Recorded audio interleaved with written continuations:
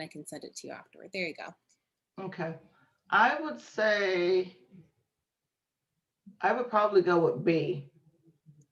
B, Mm-hmm. the number of personal income tax returns audited is greater than in previous years. So with these, this is a weekend question.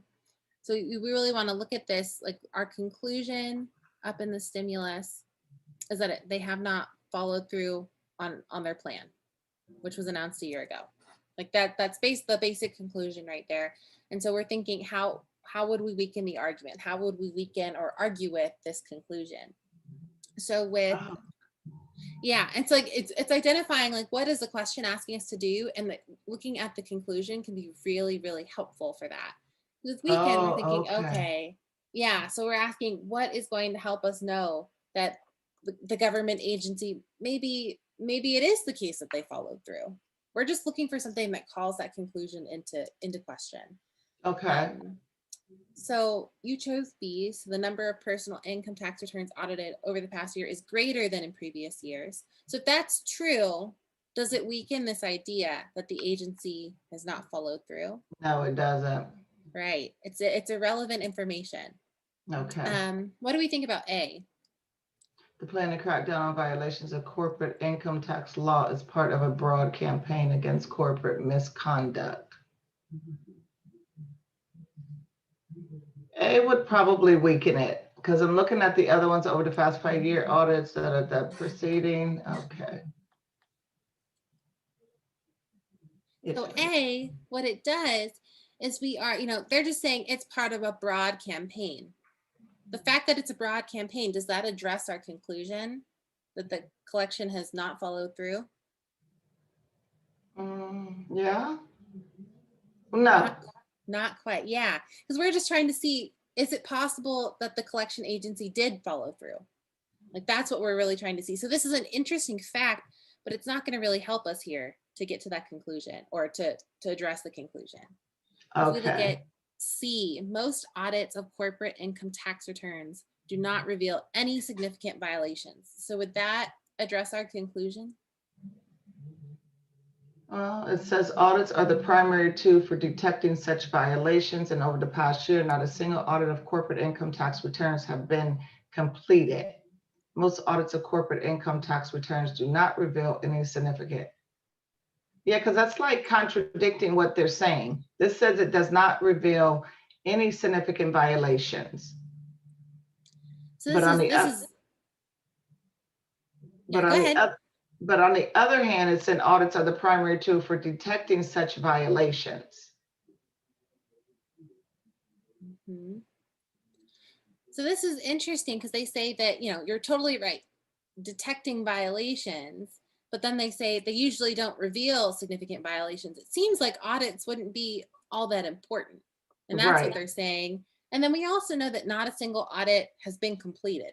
So if there hasn't been an audit completed, we don't need C because, they're saying we haven't done any audits. Right. It doesn't make any sense. Yeah. So, it's not really making sense, but it's not helping us get to this conclusion of the agency has not followed through cracking down on violations. All we know is that there's no audits.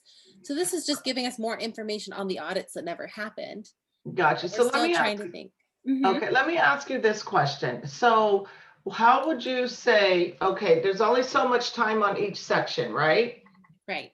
Okay, so what would you feel is the best time management to get through these questions and picking out the relevant information to answer the question? Does that make any sense? That makes sense. So like one of the best things you can do is find your conclusion. Like we want to get really clear on what it is the conclusion is.